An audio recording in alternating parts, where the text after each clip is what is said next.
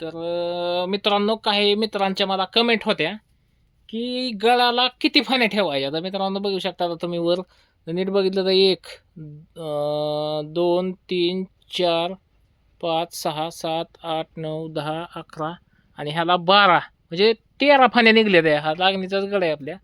तर असं 13 फण्याचा हा गड आहे. झालं बघू शकता तुम्ही असं. तर ह्यातल्या आपल्याला मिनिमम 10 फण्या बाद झाल्या. ह्याला जरी 13 फण्या आल्या असल्या 12-13 तरी सुद्धा 10 ते 11 फण्या ठेवायच्या.